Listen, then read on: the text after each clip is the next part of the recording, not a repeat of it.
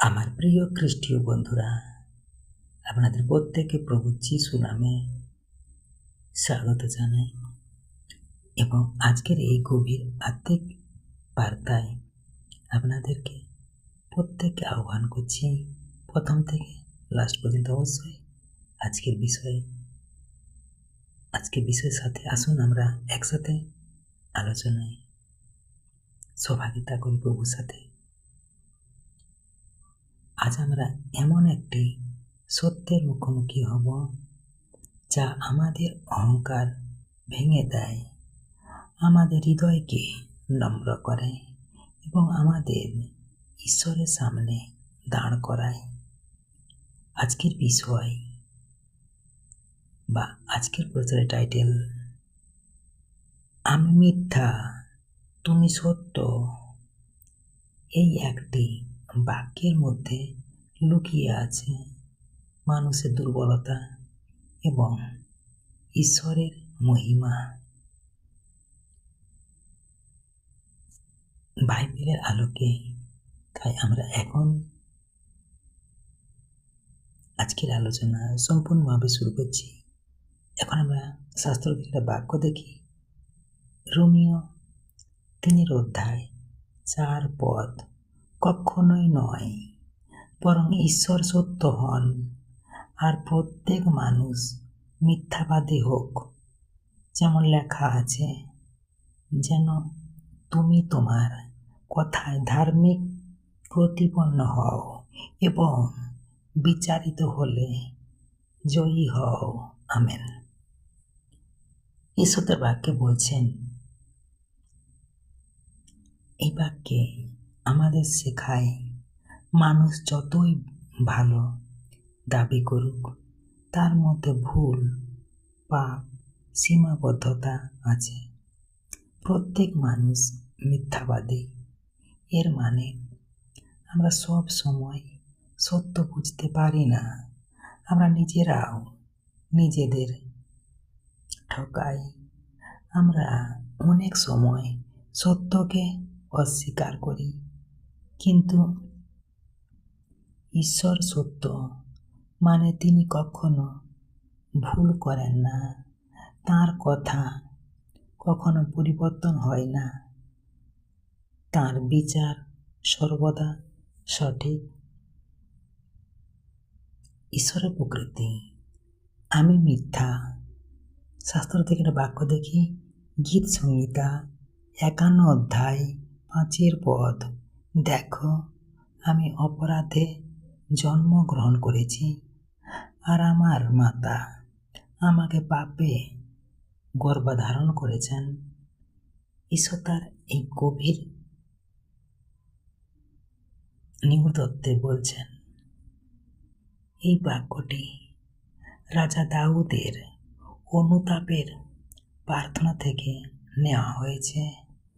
এখানে দাউদ বলছেন, আমি শুধু পাপ করেছি তা নয়, আমি পাপের মধ্যেই জন্ম নিয়েছি। অর্থাৎ পাপ আমাদের প্রকৃতির অংশ। আমরা জন্ম থেকেই নিখুঁত নই। আমাদের ভিতরে একটি ভুল প্রবণতা আছে। আমরা যদি বাস্তব উদাহরণ দেখি, ছোট বাচ্চাকে কেউ মিথ্যা বলতে শেখায় না, তবুও সে মিথ্যা বলে। কেউ শেখায় না রাগ করতে, তবুও আমরা রাগ করি, কারণ আমাদের ভিতরে পাপ আছে। শাস্ত্র থেকে একটা বাক্য দেখব, জেরেমীয় 17:9 হৃদয় সব কিছুর চেয়ে প্রতারণাপূর্ণ এবং অতি অসুস্থ, কে বুঝতে পারে? ঈশ্বর বাক্যে বলছেন, হৃদয় প্রতারণাপূর্ণ মানে আমরা নিজের অনুভূতিকে বিশ্বাস করি, কিন্তু সেই অনুভূতি সব সময় সত্য নয়। অতি অসুস্থ মানে আমাদের আত্মিক অবস্থা দুর্বল। আমরা নিজেরাই নিজেদের ভুল পথে নিয়ে যাই। উদাহরণস্বরূপ যদি আমরা দেখি, আমরা ভাবি এটা ঠিক, কিন্তু পরে বুঝি ভুল ছিল। আমরা অনেক সময় পাপকে ভালো মনে করি। তাই আমি মিথ্যা মানে আমি নিজেও নিজের উপর পুরো ভরসা করতে পারি না। ঈশ্বরের প্রকৃতি, তুমি সত্য। শাস্ত্র থেকে একটি বাক্য দেখব। বাক্যটি নেওয়া হয়েছে যোহন 14 অধ্যায় 6 পদ। যিশু তাকে বললেন, আমি এই পথ, সত্য এবং জীবন। আমার মাধ্যমে ছাড়া কেউ পিতার কাছে আসতে পারে না। ঈশ্বর তার এই বাক্যে বলছেন, প্রভু যিশু এখানে আমাদের বলছেন, তিনি শুধু সত্য বলেন না, তিনি এই সত্য পথ, তিনি আমাদের সঠিক পথে নিয়ে যান। সত্য, তার মধ্যে কোনো ভুল নেই। জীবন, তিনি আমাদের চিরন্তন জীবন দেন। এর অর্থ, সত্য কোনো ধারণা নয়, একজন ব্যক্তি, প্রভু যিশু। আমরা যদি তাকে অনুসরণ করি, আমরা সত্যের মধ্যে থাকি বা থাকব। আমরা আরেকটি শাস্ত্র থেকে বাক্য দেখব। বাক্যটি নেওয়া হয়েছে তীত 1 অধ্যায় 2 পদ।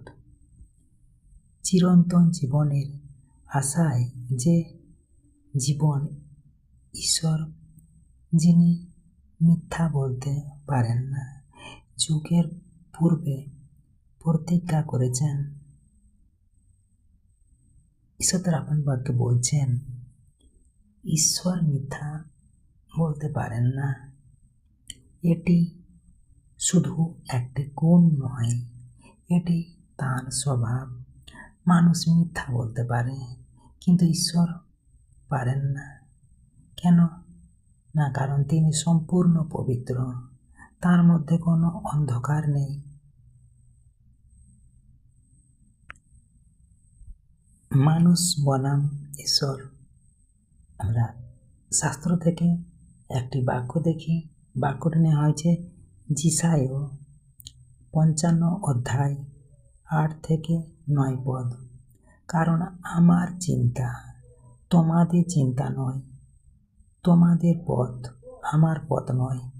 সদাপ্রভু বলেন, যেমন আকাশ পৃথিবীর উপরে উচ্চ, তেমনি আমার পথ তোমাদের পথের উপরে, আর আমার চিন্তা তোমাদের চিন্তার উপরে।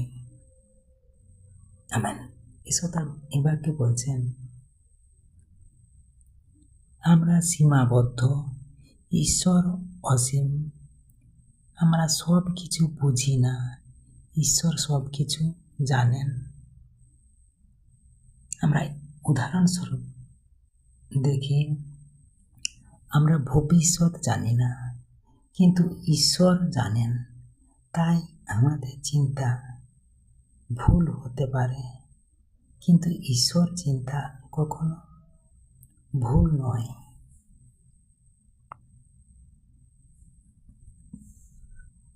কেন স্বীকার করতে হবে আমি মিথ্যা? শাস্ত্র থেকে একটি বাক্য দেখব। বাক্যটি নেওয়া হয়েছে 1 যোহন 1 অধ্যায় 8 পদ। যদি আমরা বলি যে আমাদের পাপ নেই, তবে আমরা নিজেদের ঠকাই এবং সত্য আমাদের মধ্যে নেই। এই বাক্যে ঈশ্বর বলছেন, নিজের পাপ অস্বীকার করা মানে নিজেকে প্রতারণা করা, সত্য গ্রহণ করতে হলে প্রথমে ভুল স্বীকার করতে হবে।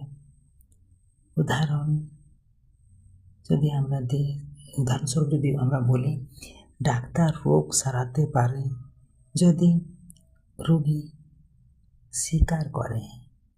ঈশ্বর আমাদের বদলাবেন যদি আমরা স্বীকার করি। কিভাবে সত্যের পথে চলব? শাস্ত্র থেকে একটি বাক্য দেখি, যোহন 17 অধ্যায় 17 পদ। তোমার বাক্যই সত্য।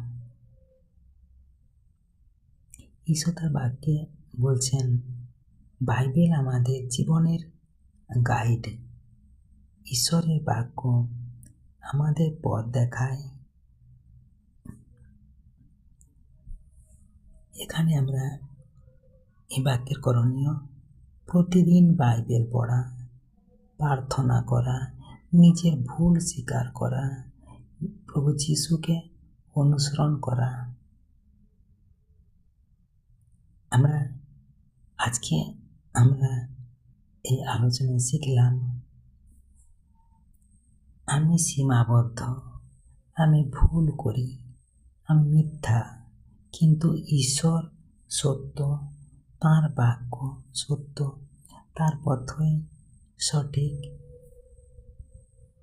ঈশ্বর তার আপন বাক্যে প্রত্যেককে আশীর্বাদ করুন। আমেন। জয় যিশু। আসুন আমরা আজকের বিষয়ে ভিত্তি করে এখন প্রভুর সাথে আমরা সহভাগিতা করি প্রার্থনার মাধ্যমে।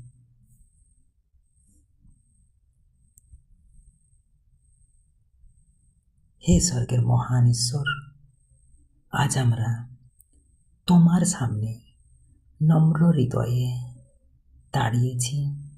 প্রভু, আমরা স্বীকার করছি আমরা অনেক সময় ভুল করি, আমরা অনেক সময় মিথ্যা পথে চলি, আমরা অনেক সময় নিজেদেরকে ঠকাই, কিন্তু তুমি সত্য, তুমি পবিত্র, তুমি কখনো ভুল করো না। হে প্রভু, আমাদের হৃদয় পরিবর্তন করো, আমাদের চিন্তা শুদ্ধ করো, আমাদের তোমার সত্যের পথে পরিচালিত করো, যেন আমরা প্রতিদিন বলতে পারি, আমি মিথ্যা, তুমি সত্য। আর এই প্রার্থনা প্রভু